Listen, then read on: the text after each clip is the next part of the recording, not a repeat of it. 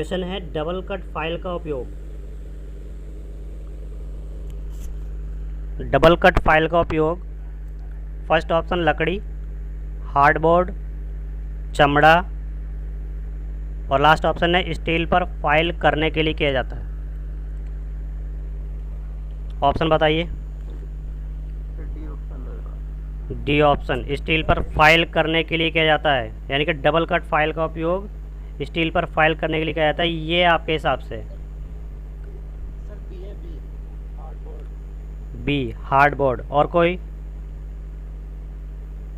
देखिए question number 21 double cut file का उपयोग किया जाता है, तो ऑप्शन नंबर डी इसका करेक्ट आंसर होगा। स्टील पर फाइल करने के लिए किया जाता है। ठीक है, याद रखना double cut file. Next question है फाइल में दूसरा कट किस प्रकार का होता है? Second cut in the file in the type of section, grade, cut या डिज़ाइन। ऑप्शन बताइए। फाइल में दूसरा कट किस प्रकार का होता है? Sex, design. Option number D design. या फिर और कोई? देखिए क्वेश्चन नंबर 22 फाइल में दूसरा कट किस प्रकार का होता है, तो यहाँ पर ऑप्शन है ऑप्शन नंबर बी ग्रेड। ठीक है, तो second cut in the file is the type of grade. Option number B यहाँ पर करेक्ट आंसर होगा। क्वेश्चन नंबर नेक्स्ट है एक फ्लैट छेनी। ठीक है, फ्लैट छेनी होती है, उसका शेप आमतौर पर आयताकार होता है, वर्ग होता है, हेक्सागोनल होता है या फिर अष्टकोणीय के आकार में बना होता है। कैसा होता है? The body of the flat chisel is usually made in the shape of rectangular, square, hexagon, आयताकार। आयताकार ए ऑप्शन बताया जा रहा है। और कोई? और कोई जिसको पता हो कि ए फ्लैट छेनी का शेप आमतौर पर होता है? बताइए। 4 ऑप्शन दिए हुए हैं, आयताकार, वर्ग, हेक्सागोनल, अष्टकोण के आकार में बना होता है। कैसा होता है बताइए, आप अपने अपने हिसाब से ऑप्शन दीजिए।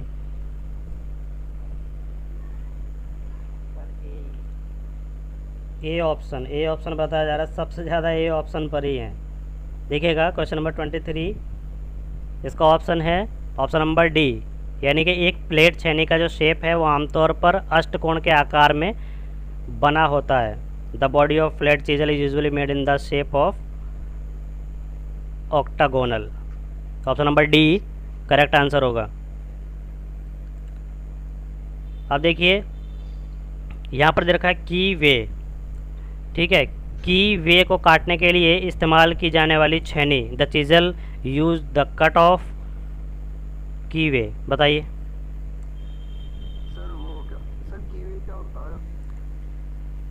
बताइए, की वे को काटने के लिए इस्तेमाल की जाने वाली छेनी है कैप छेनी, चपटी छेनी या गोल नाक छेनी जिसको होती है राउंड नोज वाली, या फिर डायमंड पॉइंट छेनी। बताइए, ऑप्शन बताइए, ऑप्शन नंबर कौन सा आपके हिसाब से सही होगा?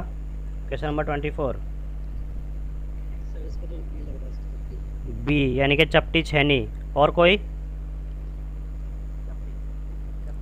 चपटी छेनी। देखिएगा क्वेश्चन नंबर 24 की वे को काटने के लिए इस्तेमाल की जाने वाली जो छेनी होती है वो होती है ऑप्शन नंबर ए कैप छेनी। ठीक है, कैप छेनी का उपयोग किया जाता है, तो ऑप्शन ए आपका करेक्ट आंसर हो जाएगा। नेक्स्ट क्वेश्चन है स्नैगिंग एक प्रक्रिया है जिसका उपयोग धातु को हटाने के लिए किया जाता है, यानी कि स्नैगिंग जो है वो धातु को हटाया जाता है उससे भी। ठीक है, उसने बता दिया है कि स्नैगिंग जो क्रिया है वो धातु को हटाने के लिए उपयोग किया जाता है।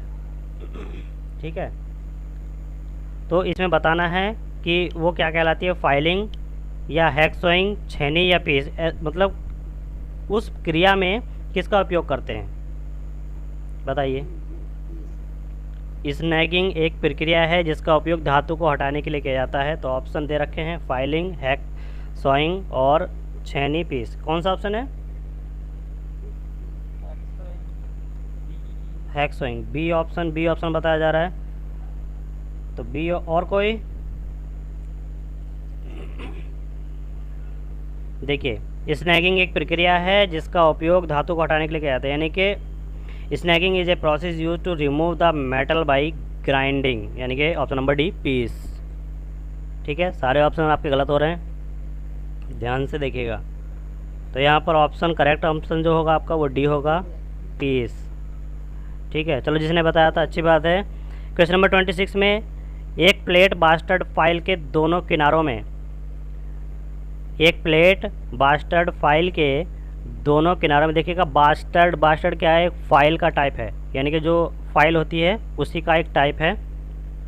तो उसके दोनों किनारों में क्या हम बोल सकते हैं कि नो कट, कोई कट नहीं होता, सिंगल कट दांत, डबल कट दांत, या फिर लहरदार दांतें जो मतलब टीथ बताए जाते हैं। तो इसमें से ऑप्शन बताइए। एक फ्लैट बास्टर्ड फाइल है, सी ऑप्शन बताया जा रहा है, डबल कट दांत। और कोई बताइए। एक फ्लैट बास्टर्ड फाइल के दोनों किनारों में नो कट, सिंगल कट दांत, डबल कट दांत, लहरदार कट। देखिएगा यहाँ पर 26 का ऑप्शन है जो अभी बताया वो करेक्ट आंसर है, option number C, double cut दांत, यानी कि डबल कट टीथ जो होते हैं वो दोनों साइड में होते हैं बास्टर्ड फाइल के। तो ऑप्शन नंबर सी यहाँ पर करेक्ट आंसर होगा। अब बताइएगा क्वेश्चन नंबर 27, हैक्सॉ ब्लेड की लंबाई को ऑप्शन दिया हुआ है, दांत वाले हिस्से के एक छोर से दूसरे छोर तक मापा जाता है, या एक पिन होल के केंद्र से दूसरे पिन होल के केंद्र तक नापा जाता है, या ब्लेड के अंत तक नापा जाता है, या फिर एक छेद के सिरे से दूसरे पिन होल के सिरे तक नापा जाता है। बताइएगा किस तरीके से नापते हैं उसे। The length of the hacksaw blade is measured from, option A यहाँ पर आ रहा है। और कोई जो अपने हिसाब से ऑप्शन आंसर दे सके। क्वेश्चन नंबर 27, हैक्सॉ ब्लेड की लंबाई को मापा जाता है, कैसे मापते हैं?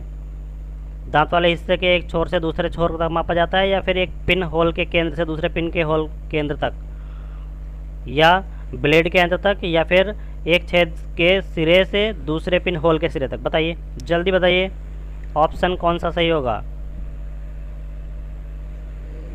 देखिए हैक्सॉ ब्लेड की लंबाई जो है वो मापी जाती है एक पिन होल के केंद्र से दूसरे पिन होल तक। तो यहाँ पर करेक्ट आंसर आपका option number B, second option हो जाएगा। क्वेश्चन नंबर नेक्स्ट है, पुराने ब्लेड से बने ब्लाइंड आरी कट में नए हैक्सॉ ब्लेड का उपयोग नहीं किया जाना चाहिए, क्योंकि इसका कारण क्या है? ब्लेड को चलाने के लिए पर्याप्त जगह नहीं है, ब्लेड महंगा है, या ब्लेड में तेज़ दांत हैं, या उपरोक्त में से कोई नहीं। बताइएगा। सी, नए ब्लेड में तेज़ दांत हैं, मतलब कि पुराने ब्लेड से बने ब्लाइंड आरी कट में नए हैक्सॉ ब्लेड का उपयोग नहीं किया जाना चाहिए, क्योंकि नए ब्लेड में तेज़ दांतें होते हैं। चलो ऑप्शन नंबर सी आ रहा है। और बताइए। बी ऑप्शन, ब्लेड महंगा होता है। और बताइए कोई और किसी के हिसाब से कोई ऑप्शन। देखिएगा अभी तक के ऑप्शन जो है दोनों ही गलत हैं। ब्लेड महंगा होता है ये भी इसका कारण नहीं है, ब्लेड में तेज़ दांत होते हैं ये भी इसका कारण नहीं है। ठीक है, पुराने ब्लेड से बने ब्लाइंड आरी कट में नए हैक्सॉ ब्लेड का उपयोग नहीं किया जाना चाहिए, क्योंकि ब्लेड को चलाने के लिए पर्याप्त जगह नहीं है। ठीक है, तो ऑप्शन नंबर ए यहाँ पर करेक्ट आंसर हो जाएगा।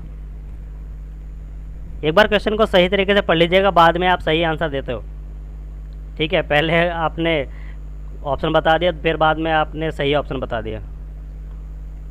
ठीक है, क्वेश्चन नंबर नेक्स्ट है, फाइल के सुरक्षित किनारे का उपयोग किया जाता है। सबसे अच्छा परिष्कार आसन्न पक्षों की रक्षा करना, या फिर केवल सपाट सतहों की खत्म करना, या धातु को बहुत जल्दी काटना।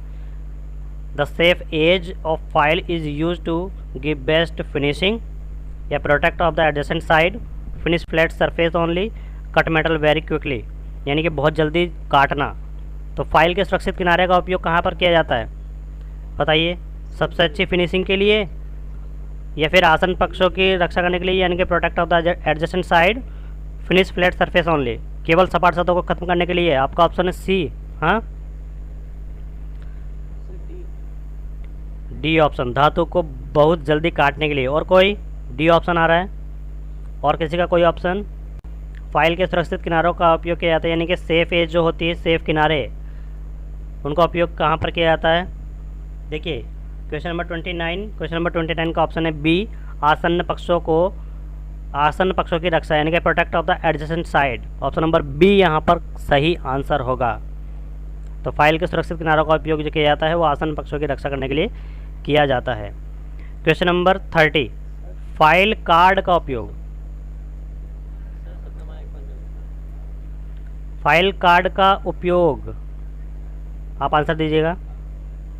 फाइल कार्ड का उपयोग वर्कपीस की सफाई के लिए किया जाता है, फाइल दांतों की सफाई के लिए किया जाता है, या फाइल दांतों को नवीनीकृत करना, या चिप्स को साफ करना। बताइए कौन सा ऑप्शन आपके हिसाब से सही होगा।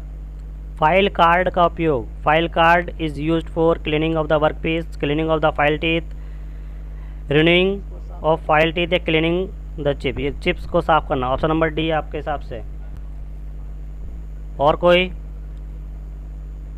आंसर दीजिएगा, आप आंसर नहीं बता रहे हैं और कोई सभी। फाइल कार्ड का उपयोग, फाइल कार्ड का उपयोग वर्कपीस की सफाई करने के लिए किया जाता है, या फिर जो फाइल दांतों की सफाई करने के लिए किया जाता है, या फाइल दांतों को नवीनीकृत करने के लिए यानी कि रिन्यूइंग करने के लिए, या फिर चिप्स को साफ करने के लिए। बताइए आंसर, बताइए अपने हिसाब से। अच्छा, ए आंसर भी आ रहा है, सी आंसर आ रहा है। तो देखिएगा क्वेश्चन नंबर 30, क्वेश्चन नंबर 30 का ना तो ए है, ना सी है, ना डी है, आंसर है बी, सेकंड ऑप्शन है, फाइल दांतों की सफाई करने के लिए, cleaning of the file teeth, cleaning of the file teeth. तो क्वेश्चन नंबर 30 का जो आंसर है वो है answer B. Next question, hacksaw blade में दांतों की स्थापना की आवश्यकता नहीं है। Setting of teeth is hacksaw blade is, hacksaw blade में दांतों की स्थापना की आवश्यकता नहीं है। तो ऑप्शन फर्स्ट है, ब्लेड और वर्कपीस के बीच घर्षण से बचने के लिए आवश्यक। माइक ऑफ कीजिएगा, आवाज़ रिपीट हो रही है। ब्लेड और वर्कपीस के बीच घर्षण से बचने के लिए आवश्यक है। देखिएगा माइक ऑन करके आंसर के टाइम पर आप माइक ऑन कर दीजिएगा, वरना जो है वॉइस जो है वो लौट करके आती है, ठीक है।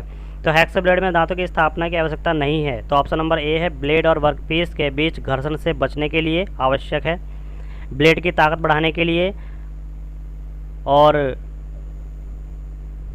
ए ऑप्शन में इसका आवश्यकता नहीं है। देखिए ए ऑप्शन सबसे ऊपर है, आवश्यकता नहीं, यानी कि हैक्सो ब्लेड में दांतों की स्थापना की आवश्यकता नहीं है, या फिर ब्लेड और वर्कपीस के बीच घर्षण से बचने के लिए आवश्यक है, ब्लेड की ताकत बढ़ाने के लिए आवश्यक है, या ब्लेड पर दांत प्रदान करने के लिए आवश्यक। बताइएगा, setting of the teeth hacksaw blade is, answer B option, यानी कि ब्लेड और वर्कपीस के बीच घर्षण से बचने के लिए आवश्यक है। बिल्कुल सही आंसर है। क्वेश्चन नंबर 31, हैक्सो ब्लेड में दांतों की स्थापना जो की जाती है वो ब्लेड और वर्कपीस के बीच घर्षण से बचने के लिए की जाती है, यानी कि बिल्कुल सही आंसर है। Option number B correct answer होगा। अब बात कर लेते हैं क्वेश्चन नंबर 32, स्टील वर्कपीस में एक, देखिएगा इसमें ये जो चिन्ह होता है ये डायमीटर का चिन्ह होता है, ठीक है। कहीं पर भी अगर आपको मिले तो ये जो है डायमीटर का चिन्ह होता है, यानी कि जो हमारा होल है, किसी भी वर्कपीस में होल करते हैं उसका डायमीटर अगर हमें लिखना है तो वो इस चिन्ह के द्वारा लिखेंगे, ठीक है। तो उस डायमीटर का नंबर है 6H7। 6H7 छेद को फिर से भरना है तो किस आकार की ड्रिल की आवश्यकता होगी। 5.5 mm, 5.8 mm, 6 mm या फिर 6.2 mm, ठीक है। ऑप्शन बताइएगा, ऑप्शन दीजिएगा। स्टील वर्कपीस में एक 6H7 छेद को फिर से भरना है तो किस आकार की ड्रिल की आवश्यकता होगी, बताइएगा। ऑप्शन बताइए। देखिएगा 6H7 है तो यहाँ पर देखिए ऑप्शन नंबर बी यहाँ पर करेक्ट होगा, यानी कि 5.8 mm का जो ड्रिल है हमें आवश्यकता होगी, ठीक है। ये क्वेश्चन थ्योरी में भी नहीं था, लेकिन ये जो है जो हमारे ड्रिल नंबर्स हैं, ठीक है, ड्रिल बिट होते हैं उनके नंबर्स होते हैं, उन पर ये बेस्ड क्वेश्चन है। अब बात कर लेते हैं क्वेश्चन नंबर 33, ग्राइंडिंग व्हील बनाने के लिए निम्नलिखित में से किस सामग्री का उपयोग किया जाता है। ग्राइंडिंग व्हील बनाने के लिए निम्नलिखित में से किस सामग्री का उपयोग किया जाता है, बताइए। ग्राइंडिंग व्हील सभी को पता है, ग्राइंडिंग व्हील बनाने के लिए फर्स्ट है silicon carbide, second granite, third रेत, और डी है हमारे पास कैल्शियम कार्बोनेट। बताइए। ऑप्शन सी रेत। रेत का उपयोग क्या होता है? रेत से बनाते हैं, रेत से बनाते हैं। आपने क्वेश्चन दिया कि ये सिलिकॉन कार्बाइड। चलिएगा और बताइए, ये ए किसने दिया है? नाम बताइए।